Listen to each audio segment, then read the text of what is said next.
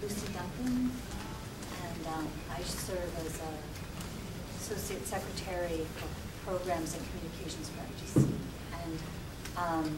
And I've had the privilege of getting to walk beside the contributors and the editorial board of Spirit Rising as it's come into being.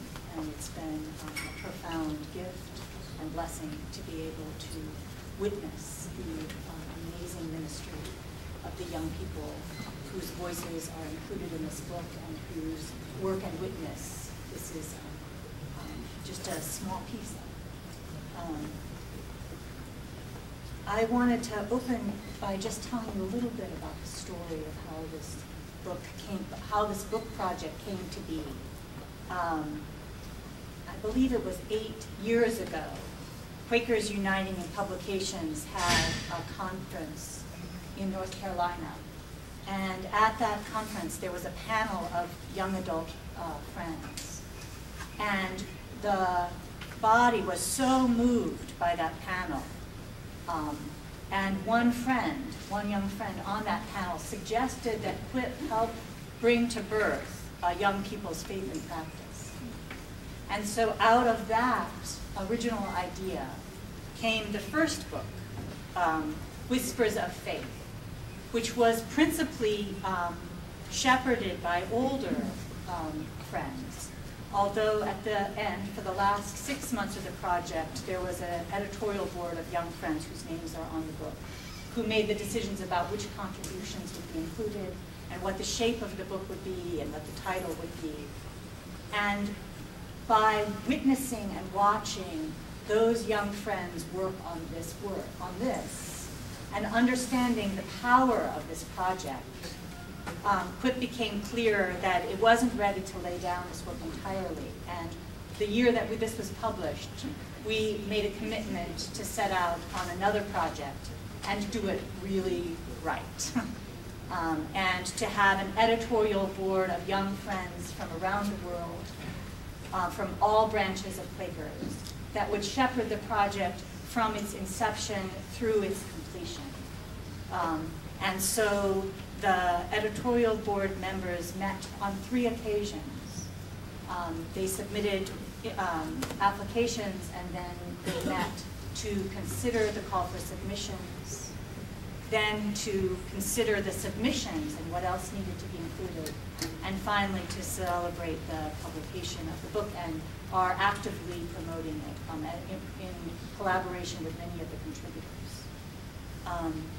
And my experience witnessing them work has been one of the most moving things, because there has been this intention of not just talking about what all these friends have in common, but to really delve into what the differences are, and to look at them with love and compassion, but to really talk about the differences, and to walk through the fire of love and the fire of those conflicts to the other side, and to really come together as one body with very, very, very different voices.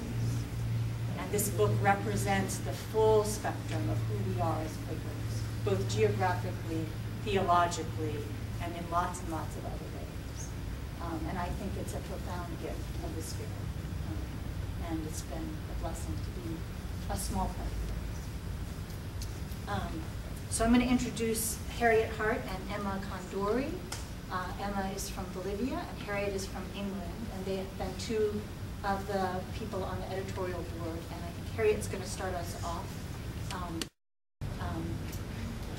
More introductions of the project, and just speaking about that, and then we're going to have some contributors read.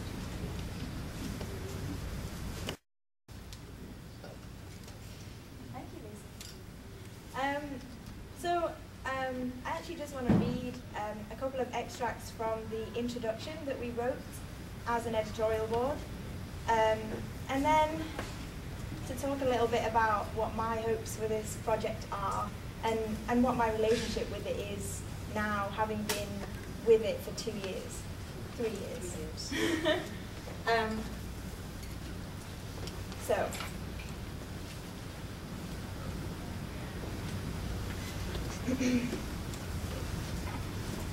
Our work together began in April 2008 in Greensboro, North Carolina, and the editorial board spent over a year gathering submissions of writing and art through the summer of 2009. We each worked in our home regions and countries, and occasionally those foreign to us, to solicit work for the book, often travelling long distances and on more than one occasion risking bodily harm. We have sat with young friends while they wrote and worked with them in writing workshops and through correspondence as they refined their pieces. We received many, many pieces via email, and we also received many handwritten pieces as well as original paintings and drawings. In all, we received nearly 300 pieces from Australia, Bolivia, Burundi, Canada, Cuba, El Salvador, Guatemala, Italy, Kenya, Korea, New Zealand, Nepal, Norway, Peru, Sweden, the United Kingdom, and the United States. So that was a lot of reading for all of us. All 10 of us read all of the submissions, and then once we'd made our selection, we then read. I've read this book about 3 times, cover to cover. I worked out, so know it very well. And the second time I read it in 2 days. It was like total immersion, and I would actually recommend that. It was amazing. It was an amazing experience to just sit in a room and immerse myself in the whole of the Quaker world, in all of its diversity, for 2 days.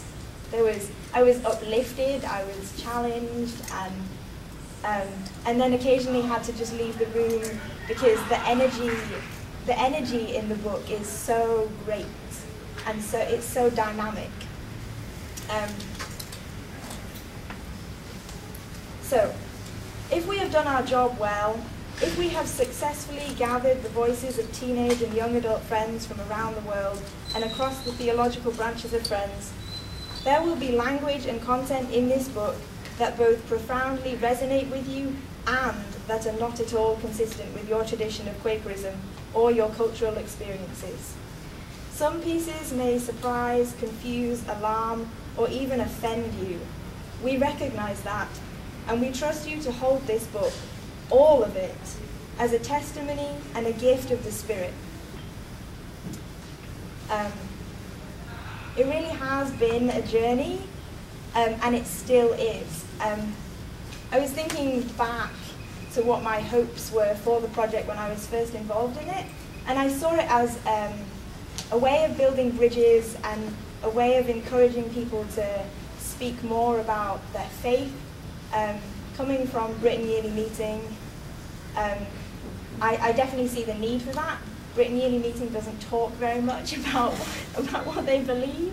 At least I don't think they do. And so I saw it as a way of encouraging people to really share and really listen deeply. And having gone through the process of listening deeply as a group, when we've been reading the pieces and making our selections, I would say that my hopes are kind of the same, actually. They haven't changed that much.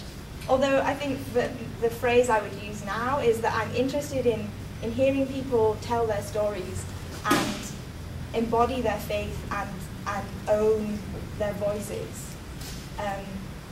So today, as we fall back into worship, we will hear contributors owning the words they wrote for this project. And I hope that you will listen deeply and hold them in that space. Thank you.